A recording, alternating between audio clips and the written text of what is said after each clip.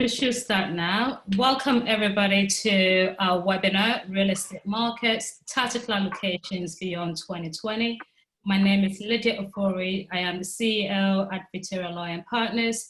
I'm delighted to welcome you all. Sitting on the panel this morning, we've got a very nice selection of experts, investment strategists and investment advisors who primarily focus on real estate markets, who have kindly agreed to help us clarify and give us some real life information and facts as to what is actually happening within the markets today and also beyond 2020. So I'll go ahead and introduce the panelists. We have Gareth Williams, the partner and head of real estate finance at PMM Group. Also sitting on the panel is Sam Moringa, who is a partner and head of UK property funds at Bridges Fund Management. John Perestrelo is a director at the real estate team at LGL Group. And last but not the least, we have Ravi Chopra, who is a partner within the private funds group at Goodwin Proctor. Welcome, gentlemen. Good morning. Thank you, Lydia. Before we go ahead and delve into the discussion, I should say that this webinar is targeted for professional investors only and is only for information purposes. It should not be construed as investment advice. It also, the information shared over here also covers eligible counterparties. Now, with all that serious aspects dealt with, I really want to, get into the subject matter of today and find out from our experts, how they've seen the market behave. We've experienced a very unprecedented situation in 2020. Nobody thought that this was going to happen. Nobody actually foresaw that happening, but it has happened. And as per normal behavior, I think everybody started panicking as to the status of real estate portfolios, which is no surprise given that it's an illiquid asset. So people started panicking, but we want to right now go into it and find out from you how you have seen the market, how investors have responded, what you have seen from the GPs, particularly in the first part of the year, and perhaps shed a little bit much more light as to what you think will happen beyond 2020. So maybe I'll pass it over to you, Ravi, to start off with the conversation. Well, thank you, Lydia. So just to say a little bit about myself very briefly. I'm Ravi. I'm a partner in the funds team at Goodwin Proctor. I started off life at SJ Berwin, which no longer exists, but I have happy memories from there. And I work heavily in real assets, including real estate. And Goodwin has a bit of a speciality, and we have a very strong transatlantic real estate and real estate funds practice.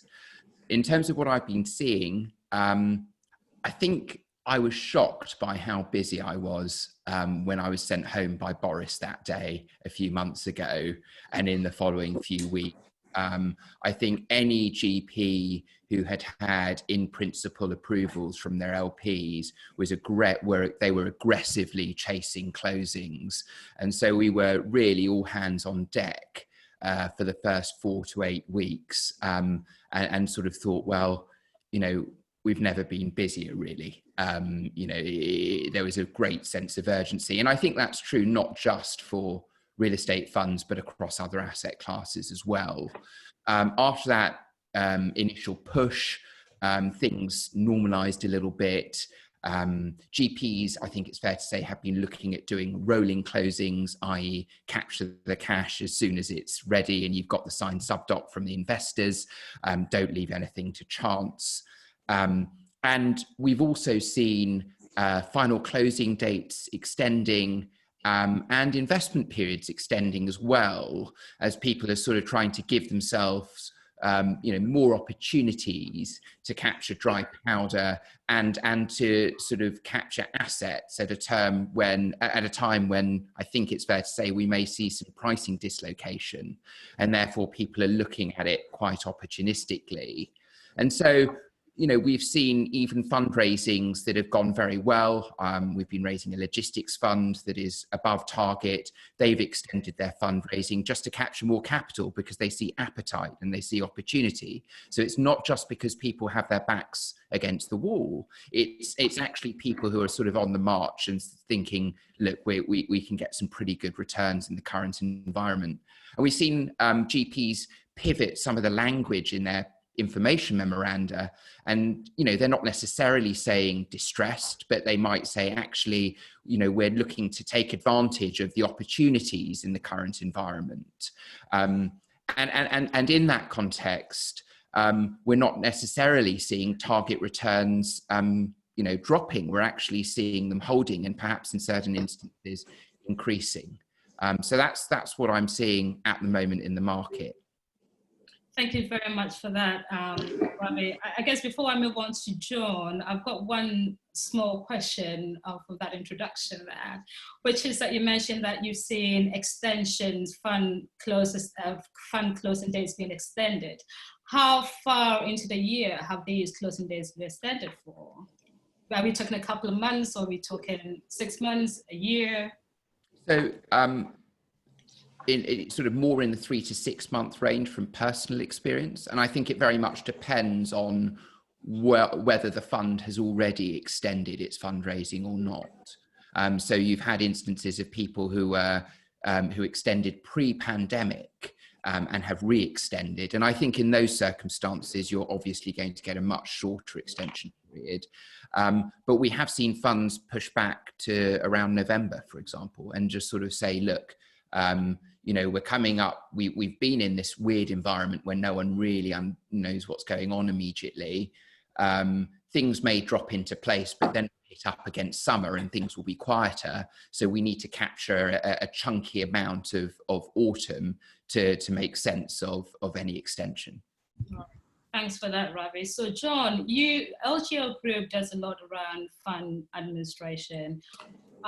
What have you seen? Is that something very similar to what Ravi's teams is experiencing, or is it totally different? And perhaps, you know, it would be nice to shed some light as to the differences in the regions as well in your description. Yeah, so I head up the real estate team at LGL Group in Jersey. So we're headquartered in Jersey, but we've got substance in Luxembourg and the UK. We're a fiduciary service provider, so we act for a number of sovereign wealth funds, institutional investors. In terms of asset classes, we're quite lucky. We've got a diverse mix of asset classes. We've got office, hospitality, logistics. So we've seen the broad spectrum during COVID of the winners and the losers. Assets under management, we've got about 13 billion. So we've got a large portfolio. And, you know, we act for institutional investors, sovereign wealth funds, and fund managers across the world. In terms of what we've seen, well, I mean, retail, we have quite a few retail assets.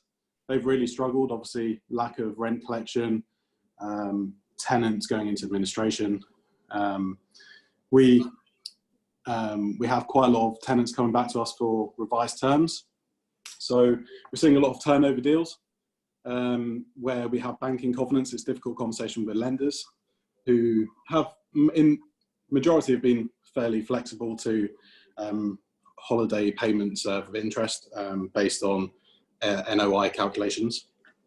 Hospitality, there's been hardly any income there, obviously, since the lockdown in the UK. And questions around office and the future of offices.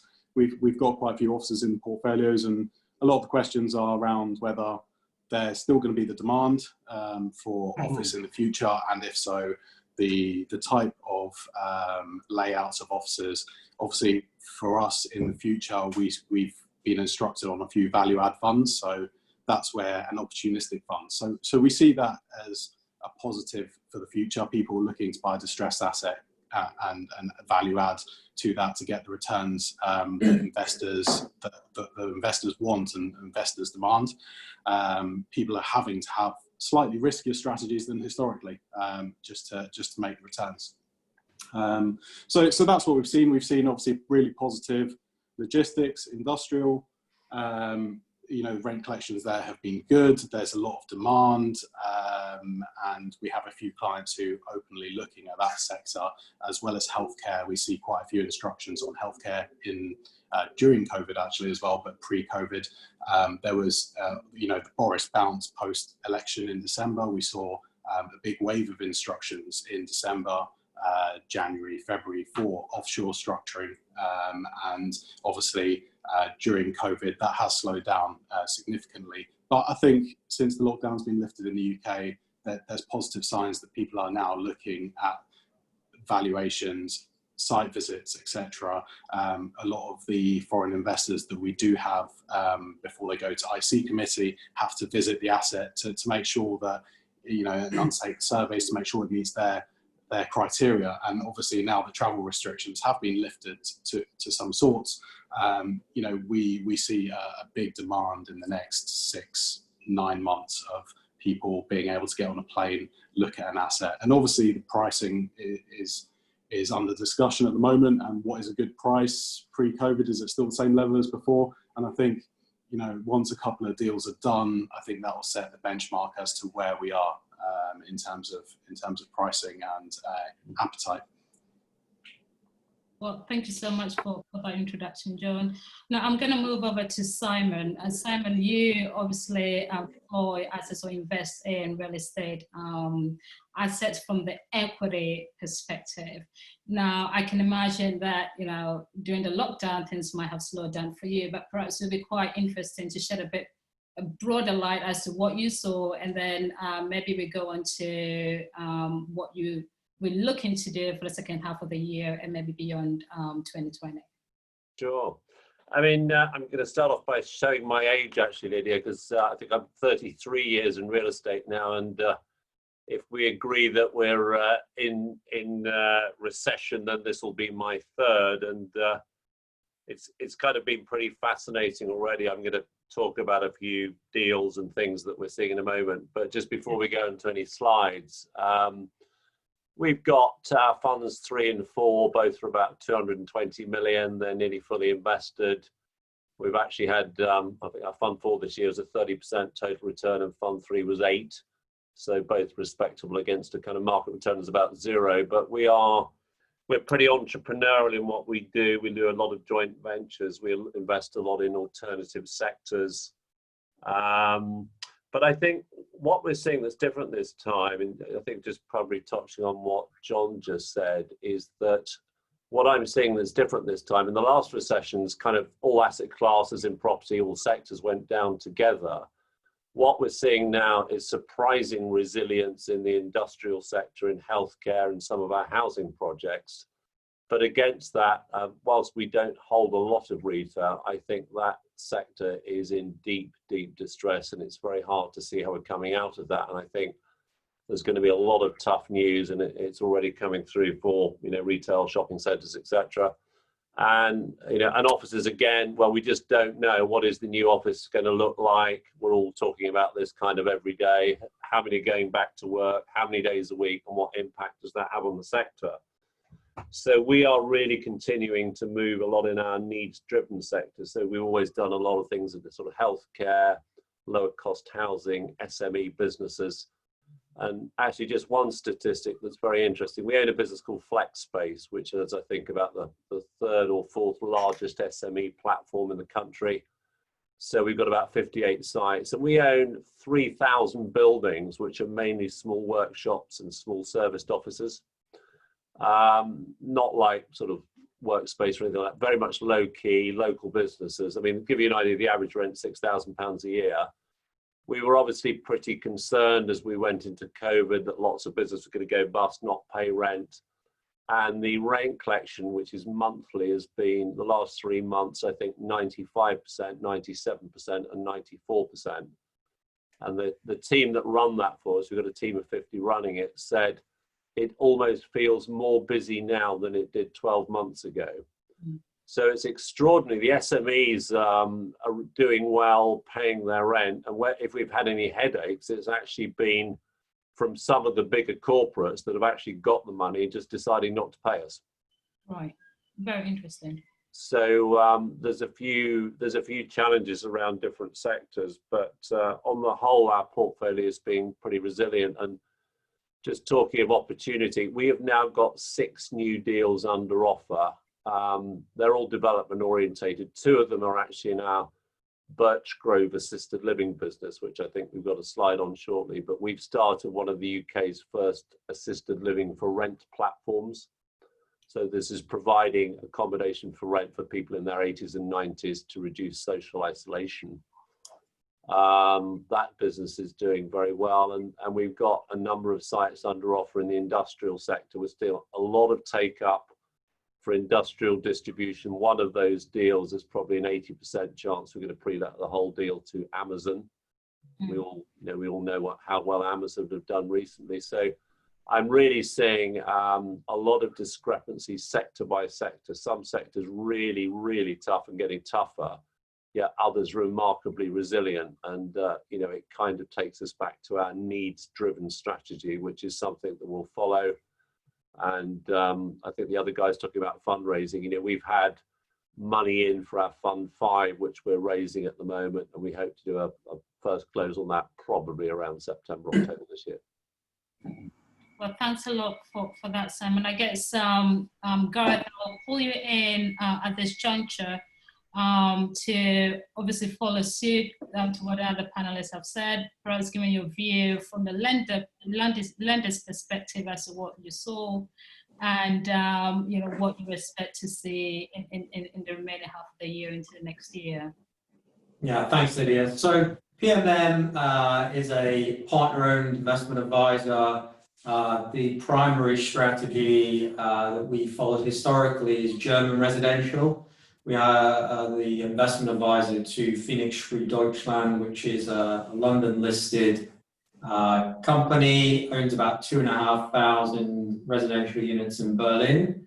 And as you can imagine, both from a German perspective, but also from a residential perspective, that's been incredibly resilient. And I think that's probably reflected in the fact that share prices bounced back quite substantially.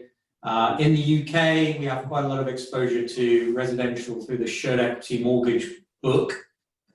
We historically have bought about 15,500 of those mortgages.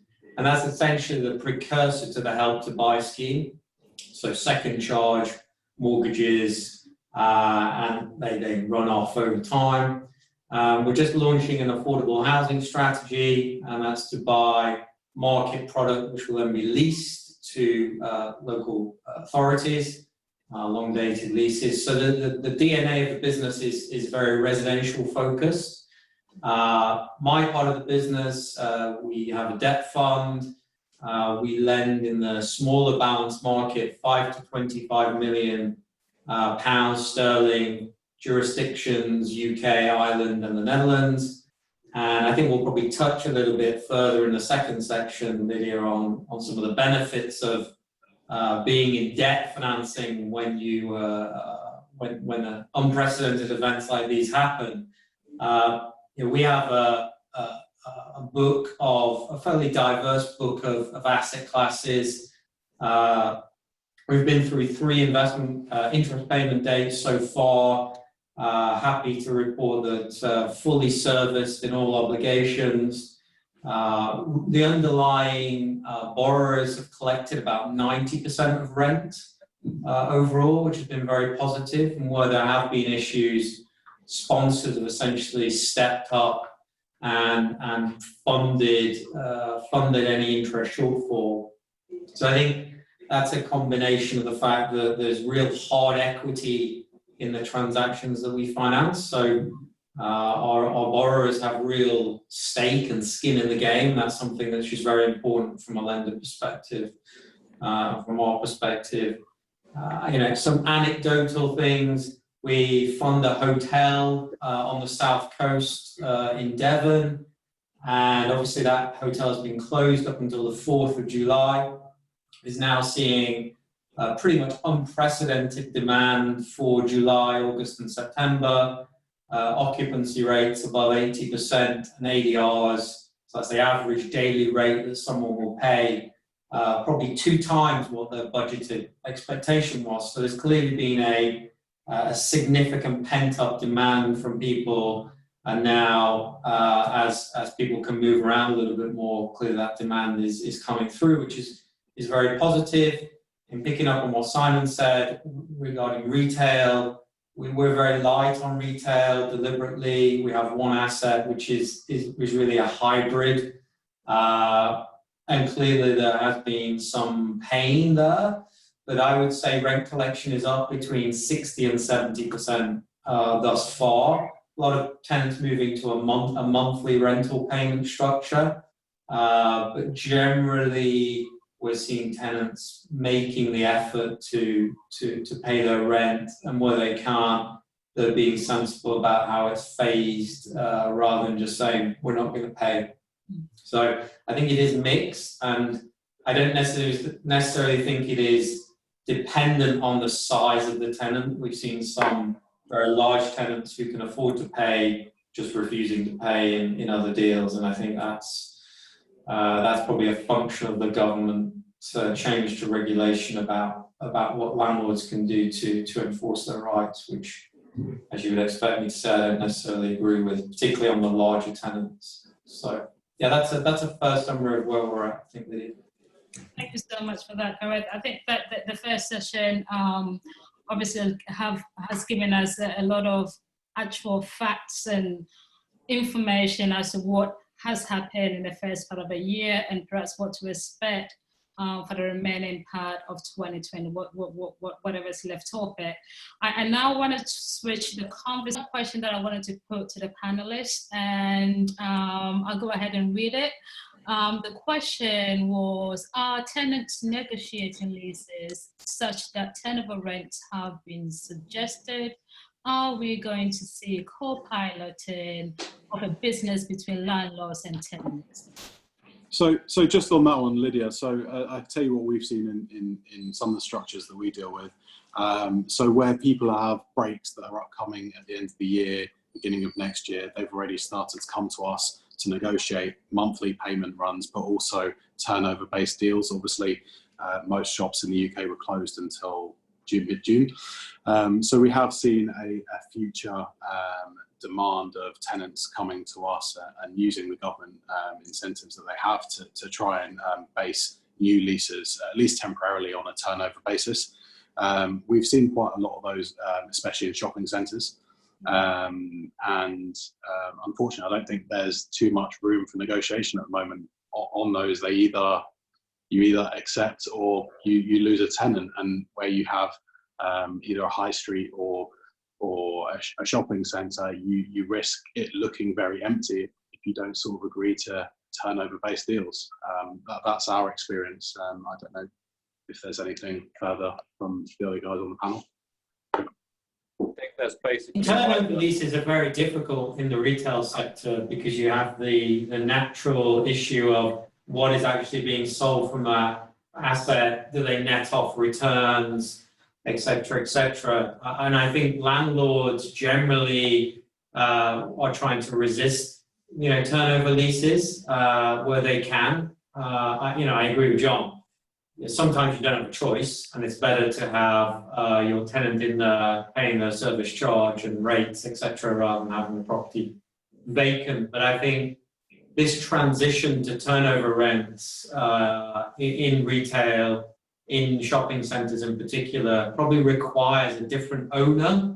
So a lot of owners of retail aren't really investors or aren't really managers who, in my view, are appropriately entrepreneurial to be able to deal with this medium term and really understand it. So I think what we will see in the next, and we didn't get onto it, but what will we see in the next 12, 18 months, I think we'll see a lot of transition of retail out of the funds and into more private equity type hands who take a more opportunistic view, and that may be part redevelopment, that may be an investment of further capital where they get a collective of tenants, and it is a much more business shared approach to creating footfall, which ultimately leads to sales. But I think just sitting back and accepting turnover leases is a very dangerous precedent for landlords just to go down that route, and lenders do not like them. Simon, I think you had a comment there before. Yeah, I mean, just to add that I don't disagree with that. I think that the concept of choice is the interesting one here. I mean, quite frankly, if you're an owner of a retail centre, even some of the better ones, and you're collecting, I think, you know, the big companies are collecting like sort of 30–40% rent of retail. We've collected a bit more. You don't have a choice. Either you're going to accept that, or the tenant's not going to pay you at all, or go bust, and there isn't another tenant to move in. So I think there's a lot more stress in the retail sector that hasn't yet come through. Valuers don't know what these assets are worth. I suspect at the moment, whilst they're not being openly marketed, there's probably at least 50 or 100 shopping centres in the UK that you could buy, but I don't think there are the buyers for them. So, you know, is the yield for a shopping centre a 10, or is it a 15, or is it a 20? I think that there is that much uncertainty. We just don't know the answer. And then just to briefly answer that, if you're selling and you're selling off a headline rent of £100, you capitalise that to create the capital value. But then you say to the buyer, well, the rent's £100, but I'm only collecting 35. How do you account for that in the completion statement? What rental guarantees are you going to have to give as the vendor? I mean, it's incredibly difficult. Well, gentlemen, thank you so much for your participation on the webinar. We've kind of run over time a little bit, but I think it was worth it. We've learned, I for one have enjoyed the discussions, and thank you for giving us true factual information as to what is happening, and more importantly, the new technologies that more important, but also important, the new technologies that are being put into play to make a seemingly liquid asset a synthetic liquid asset class. So thank you for your participation, and we look forward to hearing more individually from your firms. Thank you. Thank you very much. Thank you. Thank you. Have a good day. Bye.